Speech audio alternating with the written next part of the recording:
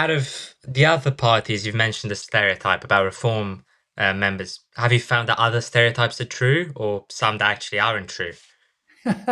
Well, I mean, in terms of their values, what you expect is what you get. Actually, if you look, for example, at their views on so-called sort of culture war issues, it's very easy to see that there is very much a split between the members of the progressive parties, and there I'd include the Lib Dems with the Greens and Labour on the one hand, and then the members of the right-wing parties on the other. So the progressive parties, for example, on immigration, their members are relatively speaking either sort of happy with how immigration's gone over the past few years, or they're quite happy to see more immigrants come in.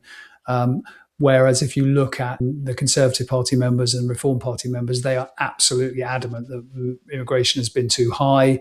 Another kind of culture war issue, which I think I highlighted in the talk, was their view of the nation's history.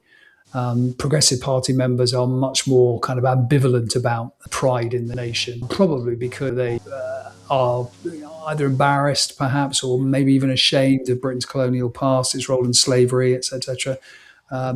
Whereas Conservative and Reform Party members are absolutely, almost to a man and a woman, proud of this country's history, and I would guess that they see any attempt to kind of uncover or stress Britain's colonial sins or past, as it were, as being illegitimate, if you like, and somehow, in for a dig against the nation and unpatriotic, if you like.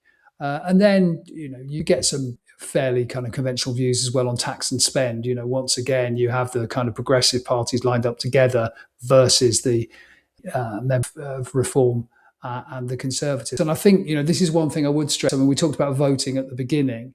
And in some ways, what we're seeing with party members is what we see in voters. So in other words, we've got this huge fragmentation of the party system at the moment. It's blown up. We've got 5 parties. If you include Scotland and Wales, we've got 6 or 7 parties in contention.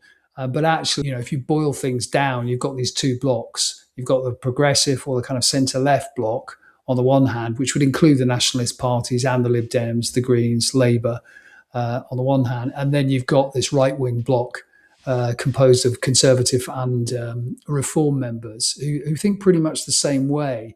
And I think, with regard to voting, I mean, there are still floating voters in this country, but most of them float within the blocks rather than between blocks. So you don't actually get that many people flipping, if you like, from the kind of progressive side of politics to the more right-wing side and vice versa. We haven't quite come to the kind of polarization and almost hatred I think we see in the United States, but we could be on the way there.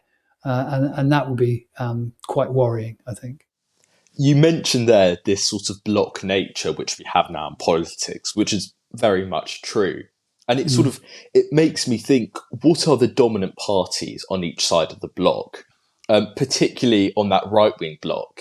Do you think Reform are going to be there for the long term to almost perhaps completely finish the Tories?